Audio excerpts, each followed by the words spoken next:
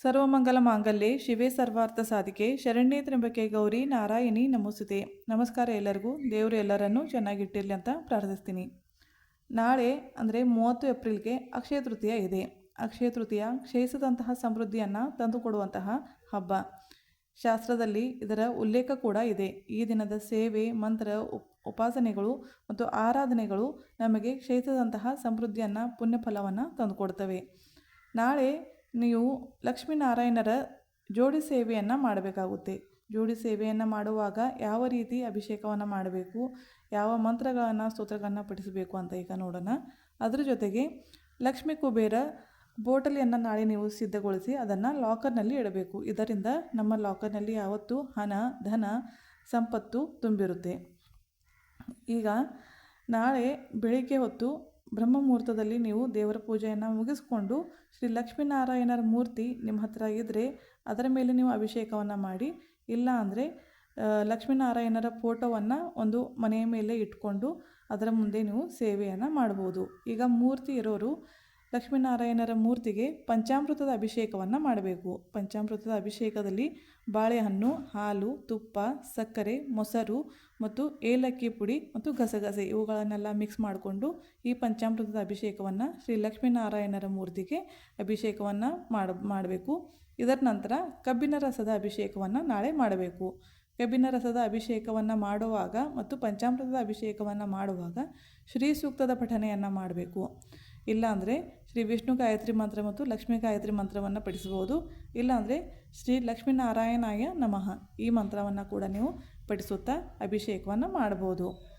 ಈಗ ಈ ರೀತಿ ಅಭಿಷೇಕವನ್ನು ಮಾಡಿ ಆದಮೇಲೆ ನಂತರ ಮತ್ತೊಮ್ಮೆ ಶುದ್ಧ ನೀರಿನಿಂದ ಮೂರ್ತಿಯನ್ನು ತೊಳೆದುಕೊಂಡು ಅದಕ್ಕೆ ಅತ್ತರನ್ನು ಹಚ್ಚಿ ಕುಂಕುಮ, ಚಂದನ ಮತ್ತು ಅರಿಶಿಣದಿಂದ ಲಕ್ಷ್ಮೀ ಮಾತೆ ಮತ್ತು ಶ್ರೀಹರಿಯ ಪೂಜೆಯನ್ನು ಮಾಡಿಕೊಂಡು ದೀಪಧೂಪಗಳನ್ನು ಬೆಳೆಸ್ಕೊಂಡು ನೀವು ನೈವೇದ್ಯವನ್ನು ಅರ್ಪಿಸಬೇಕು.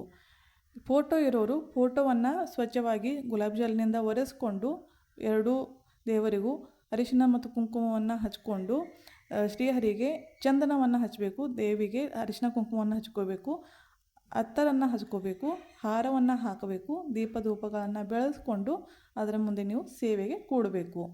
ಈಗ ಸೇವೆ ಯಾವುದಾದ್ರು ಮಾಡಬೇಕು ಅಂತ ಹೇಳ್ತೀನಿ. ಮೊದಲನೇದಾಗಿ ಲಕ್ಷ್ಮೀ ಗಾಯತ್ರಿ ಮಂತ್ರ, ವಿಷ್ಣು ಗಾಯತ್ರಿ ಮಂತ್ರ, ಕುಬೇರ ಮಂತ್ರ, ವೆಂಕಟೇಶ ಸ್ತೋತ್ರ, ಶ್ರೀ ಸೂಕ್ತ ಮತ್ತು ಮಹಾಲಕ್ಷ್ಮಿ ಅಷ್ಟಕ ಇವುಗಳನ್ನು ಪಠಿಸಬೇಕು. ಈ ಸ್ತೋತ್ರಗಳನ್ನು ನಿಮಗೆ ಒಂದು ಸಲ ಪಡಿಸಲಿಕ್ಕೆ ಸಾಧ್ಯವಾದರೆ ಪಡಿಸಿ, 16 ಸಲ ಪಡಿಸಲಿಕ್ಕೆ ಸಾಧ್ಯವಾದರೂ ಪಡಿಸಿ. ಆದರೆ ಭಕ್ತಿ ಭಾವದಿಂದ ಪಡಿಸಿ. ಮನಸ್ಸನ್ನು ಚಂಚಲ ಮಾಡಿಕೊಂಡು ನೀವು ಸೇವೆ ಮಾಡಬೇಡಿ. ಸ್ಥಿರ ಮನದಿಂದ ಒಂದು ನಿರ್ದಿಷ್ಟ ಮನಸ್ಸನ್ನು ಕೇಂದ್ರವಾಗಿ ಇಟ್ಕೊಂಡು ನೀವು ಮಾಡಬೇಕಾಗುತ್ತೆ. ಒಂದೇ ಒಂದು ಸಲ ಶ್ರೀ ಸೂಕ್ತವನ್ನು ಪಡಿಸಿ, ವೆಂಕಟೇಶ ಸ್ತೋತ್ರವನ್ನು ಪಡಿಸಿ, 16 ಸಲ ವಿಷ್ಣು ಗಾಯತ್ರಿ ಮಂತ್ರ ಪಡಿಸಿ, 16 ಸಲ ಲಕ್ಷ್ಮೀ ಗಾಯತ್ರಿ ಮಂತ್ರ ಮತ್ತು 16 ಸಲ ಕುಬೇರ ಮಂತ್ರ ಇವುಗಳನ್ನು ಪಡಿಸಾದಮೇಲೆ ಸಿಹಿ ನೈವೇದ್ಯವನ್ನು ಅರ್ಪಿಸಿಕೊಂಡು ಲಕ್ಷ್ಮೀನಾರಾಯಣರ ಮೂರ್ತಿಗೆ ಆರತಿಯನ್ನು ಮಾಡಬೇಕು. ಈಗ ನಾಳೆ ನಮ್ಮ ಮನೆಯಲ್ಲಿ ಸಮೃದ್ಧಿ ಯಾವತ್ತೂ ತುಂಬಿರಬೇಕು, ಹಣ ಯಾವತ್ತೂ ನಮ್ಮ ಕಡೆ ಅಟ್ರಾಕ್ಷನ್ ಆಗ್ತಾ ಇರಬೇಕು, ನಮ್ಮ ಲಾಕರ್ನಲ್ಲಿ ಯಾವತ್ತೂ ಹಣ ಸ್ಥಿರವಾಗಿರಬೇಕು ಅಂತ ಲಕ್ಷ್ಮೀ ಕುಬೇರ ಪೋಟಲಿಯನ್ನು ನಾವು ನಾಳೆ ಸಿದ್ಧಗೊಳಿಸಬೇಕಾಗುತ್ತೆ. ಆ ಲಕ್ಷ್ಮೀ ಕುಬೇರ ಪೋಟಲಿಯಲ್ಲಿ ಕೆಲವೊಂದು ವಸ್ತುಗಳನ್ನು ನಾವು ಹಾಕೋಬೇಕು. ಅದನ್ನು ನಾಳೆ ಸಿದ್ಧಗೊಳಿಸ್ಕೊಂಡು ನಮ್ಮ ಲಾಕರ್ನಲ್ಲಿ ಇಡಬೇಕಾಗುತ್ತೆ. ಲಕ್ಷ್ಮೀಕಾರಕ ವಸ್ತುಗಳನ್ನು ಇದರಲ್ಲಿ ಹಾಕ್ತೀವಿ. ಯಾವ್ಯಾವ ವಸ್ತುಗಳನ್ನು ಅಂತ ನೋಡ್ಕೊಂಡು ಬನ್ನಿ. ಲಕ್ಷ್ಮೀ ಕುಬೇರ ಯಂತ್ರವನ್ನು ಹಾಕೋಬೇಕು. ಲಕ್ಷ್ಮೀ ಕುಬೇರ ಯಂತ್ರ ಪೂಜಾ ಸಾಮಗ್ರಿ ಅಂಗಡಿಯಲ್ಲಿ ಸಿಗುತ್ತೆ. ಆ ಯಂತ್ರವನ್ನು ನೀವು ಇಟ್ಕೋಬೇಕು. 3 ಬಿಳಿ ಕವಡೆ, 5 ಚಾಕ್ಲೇಟಿ ಕವಡೆ ಅಂದರೆ ಮರೂನ್ ಬಣ್ಣದ ಕವಡೆ ಇರುತ್ತೆ, ಆ ಕವಡೆಯನ್ನು 5 ಇಟ್ಕೋಬೇಕು. 5 ಲವಂಗ, 5 ಏಲಕ್ಕಿ, 1 ಕಪ್ಪು ಅರಿಶಿಣದ ಬೇರು, 1 ಕೆಂಪು ಅಡಿಕೆ, 5 ಗೋಮತಿ ಚಕ್ರ ಮತ್ತು 5 ಪದ್ಮ ಬೀಜಗಳು ಇವುಗಳನ್ನು ಒಂದು ಡಿಶ್ನಲ್ಲಿ ಇಟ್ಕೊಂಡು ಅವುಗಳನ್ನು ಬಲಗೈಯಲ್ಲಿ ಹಿಡ್ಕೊಂಡು ಇದರ ಮೇಲೆ ಸೇವೆಯನ್ನು ಮಾಡಬೇಕಾಗುತ್ತೆ. ಸೇವೆ ಮಾಡಿದ್ರೇ ಈ ವಸ್ತುಗಳು ಸಿದ್ಧವಾಗುತ್ತವೆ ಮತ್ತು ಅದರ ಫಲ ನಿಮಗೆ ದೊರೆಯುತ್ತೆ.